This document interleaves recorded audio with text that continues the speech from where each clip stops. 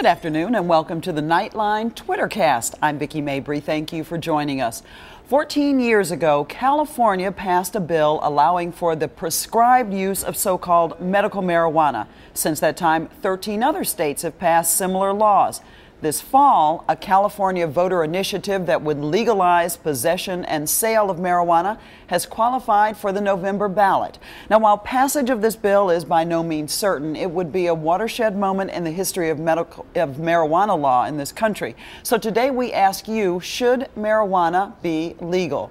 Now, as always, we welcome your thoughts via Twitter. You simply go to the abcnews.com, go to Nightline, and click on our Twitter page.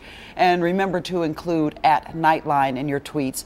We also welcome those of you watching us live on Ustream.com. You can join the conversation via Twitter on your screen as well. Now, no package today. We're going to get straight into our guests. Our first guest is Brian Darling. He's director of the United States Senate Relations at the Heritage Foundation. Mr. Darling is against the legalization of marijuana, and he joins us live in the ABC News Washington Bureau. Welcome.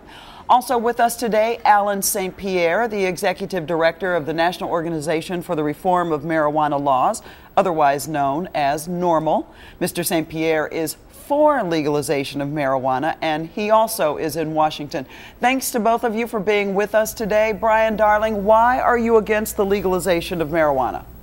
Well, America already has a drug problem. If you look at the news coming out of Hollywood and the issues of prescription painkiller abuse we have in Hollywood and all the problems that we're having, I come to Wait the a minute, conclusion. why are you singling out Hollywood, first of all? We got Rush Limbaugh, who had a drug problem already, so I don't think you can put that just on Hollywood. Not just on Hollywood, but America as a whole has a drug problem. So why would we go down the road of legalizing a drug that is unhealthy for your average American? It's something that's going to lead to other disorders. And not only that, it's going to make it... What do you mean by disorders? Well, even the Obama administration has come to the conclusion that it's bad for you. It's unhealthy. The science tells you that marijuana is not healthy for you. It may alleviate some pain if you have pain, but it's not something that's good for you that's going to make you healthier. And also for kids. I mean, if you have legalized marijuana in California, it's going to make it a lot easier for kids to get it.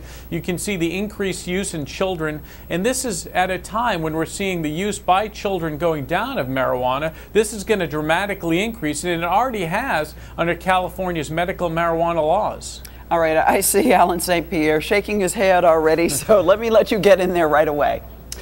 I'm 44 years old. I occasionally smoke marijuana. The idea that the government would violently interact with me in the privacy of my home in a country where tobacco is legal and kills 400,000 people, a country where alcohol is legal, a country where hundreds of thousands of pharmaceutical drugs are available by a doctor's recommendation. How much possible sense does it make that in 2010, we're in our 73rd year of marijuana prohibition? Alcohol prohibition was an abject failure.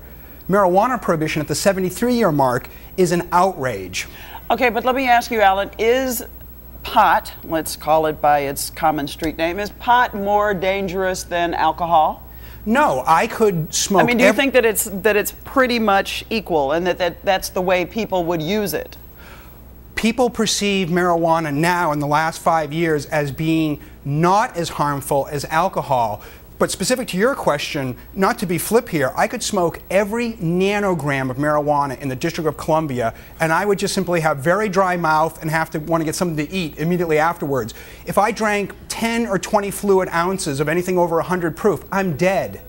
So you're saying that marijuana does not kill? Marijuana cannot kill. It has an LD rating of 50, meaning science has never measured the lethal dose. Okay, but Brian, it's not whether it's going to kill you or not. You're saying that there's a lot more wrong with it in between being good for you and killing you.